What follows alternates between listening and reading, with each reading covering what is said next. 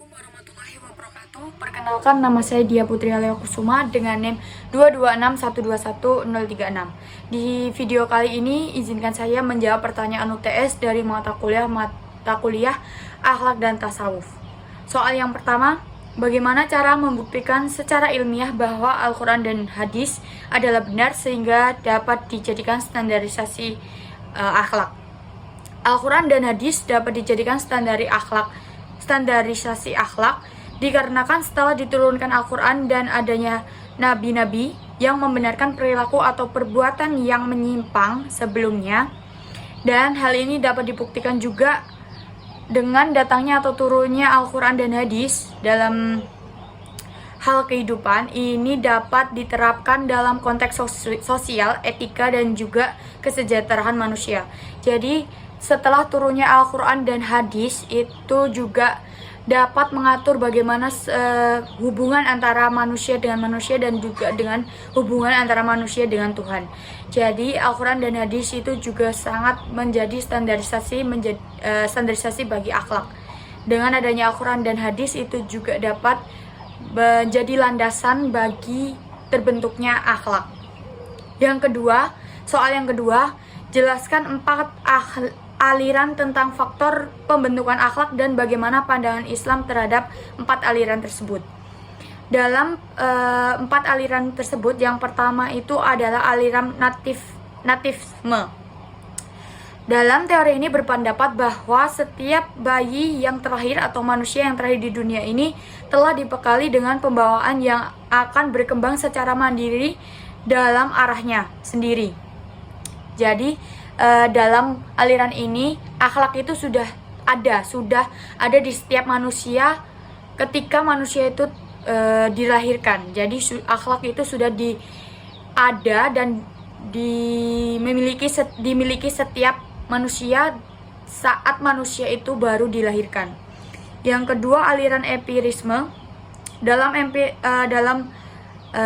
aliran ini pembentukan akhlak berkaitan dengan lingkungan, yang menunjukkan bahwa lingkungan sangat berpengaruh dalam pembentukan akhlak. Jadi dalam aliran ini berpendapat bahwa akhlak itu didapatkan dan juga bisa dikatakan membentuknya akhlak itu didasari dari lingkungan. Dalam aliran ini lingkungan sangat berperan penting terhadap pembentukan akhlak seorang manusia, termasuk lingkungan yang paling penting itu di lingkungan keluarga. Dalam aliran ini lingkungan keluarga itu menjadi sumber pertama pembentukan akhlak seorang manusia. Selanjutnya, aliran konvergensi. Aliran konvergensi ini merupakan aliran yang berpendapat bahwa faktor yang mempengaruhi pembentukan akhlak dipengaruhi oleh faktor internal atau pembawaan sejak lahir, seperti pertumbuhan fisik dan perkembangan ruhaniah. Dan faktor ini tuh aliran ini tuh berpendapat bahwa yang mempengaruhi pembentukan akhlak itu dipengaruhi oleh faktor internal, jadi pada diri sendiri, ya. Terus selanjutnya, aliran naturalisme. Pada aliran ini itu berpendapat bahwa semua perilaku manusia, semua kebahagiaan itu dapat didapatkan dengan menurutkan panggilan fitrah. Jadi setiap perbuatan itu sudah pasti itu atas kebebasan dan atas kehendakan manusia itu sendiri. Lanjut kita ke soal nomor 3. Soal nomor 3, Allah Subhanahu wa Ta'ala adalah zat yang maha sempurna dan tidak membutuhkan yang lain, termasuk ibadahnya makhluk. Mengapa kita harus berakhlak terhadapnya? Sebutkan dan jelaskan bentuk-bentuk berakhlak terhadap Allah. Mengapa kita harus berakhlak dengan Allah? Dikarenakan Allah itu sebagai pencipta alam semesta, sebagai pencipta apapun yang ada di dunia ini itu diciptakan sama Allah. Sebagai makhluk ciptaannya, kita sudah sepatutnya kita mengimani itu dan juga harus mengucapkan syukur terhadap Allah atas nikmat yang telah diberikan. Selain itu juga sebagai wujud syukur kepada Allah yang telah memberikan segala nikmat di dunia ini. Jadi kita sebagai seorang muslim harus berakhlak terhadap Allah karena Allah sebagai pencipta dunia dan maupun isinya. Bentuk-bentuk berakhlak terhadap Allah yang pertama itu beriman dan bertauhid.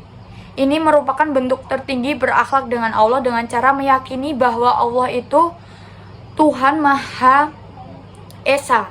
Tidak ada Tuhan selain Allah. Dan yang kedua, bersyukur kepada Allah, mengakui dan menghargai segala nikmat yang telah Allah berikan. Jadi kedua bentuk berakhlak kepada Allah itu yaitu mensyukuri keadaan. Jadi setiap apapun itu harus disyukuri ya. Yang ketiga, tawakal, mempercayakan segala urusan kepada Allah Subhanahu wa taala setelah berusaha semaksimal mungkin. Jadi kalau belum apa yang diinginkan belum tercapai, sebaiknya kita juga harus berakhlak kepada Allah, melakukan tawakal.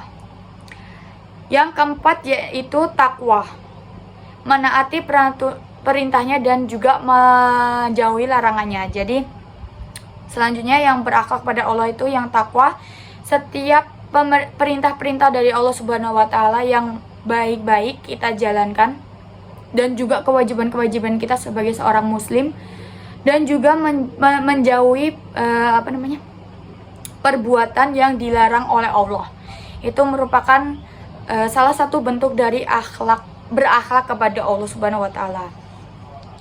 Soal yang keempat, kita lanjut soal keempat. Mengapa Rasulullah SAW diutus hanya untuk menyempurnakan akhlak bukan ilmu?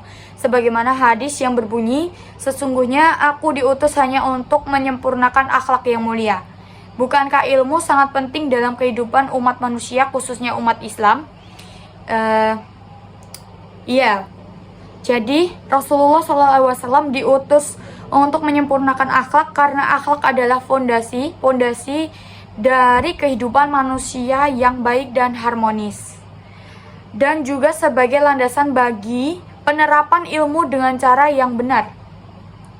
Ilmu memang sangat penting dalam Islam, namun ilmu yang tidak disertai akhlak bisa menjadi berbahaya dan juga bisa menjadi sia-sia ilmu itu sendiri. Oleh karena itu, orang yang berilmu belum tentu berakhlak, namun orang yang berakhlak sudah pasti berilmu.